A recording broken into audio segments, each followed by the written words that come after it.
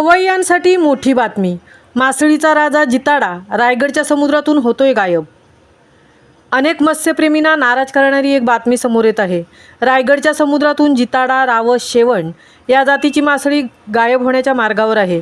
त्यामुळे मासेमारीच्या उत्पन्नावर परिणाम होण्याची शक्यता आहे. मत्स्य उत्पादन घटण्याचीही भीती व्यक्त करण्यात येत आहे. सर्वाधिक मागणी असणारे मासे समुद्रातून गायब झाल्याने मच्छीमारांवर आर्थिक संकट ओढवण्याची भीती व्यक्त केली जात आहे. समुद्रात टाकण्यात येणारा भराव, समुद्रात सोडण्यात येणारे केमिकल, सांडपाणी याचा फटका मत्स्य उत्पादनावर होताना दिसतोय. रायगड जिल्ह्यातही याचा परिणाम होताना दिसत आहे. जिताडा, रावस, शेवण या मासळीला सर्वाधिक मागणी असते. खवय्यांमध्ये या माशांची मागणी देखील अधिक असते. तसंच या मासळीला भावही चांगला मिळतो. रायगड जिल्ह्यात वर्षाला सरासरी 42,000 मेट्रिक टन मासेमारी करण्यात येते. मात्र गेल्या काही वर्षात जिल्ह्यातील मत्स्य उत्पादन घटत चालले आहे. सध्या 39,000 मेट्रिक टन मत्स्य उत्पादन वर्षभरात घेतले जात आहे. राज्याला 720 किलोमीटरचा समुद्रकिनारा लाभला आहे. या किनाऱ्यावर मासळी मोठ्या प्रमाणात मिळते. कोकण किनारपट्टी ही मासळीसाठी लोकप्रिय आहे.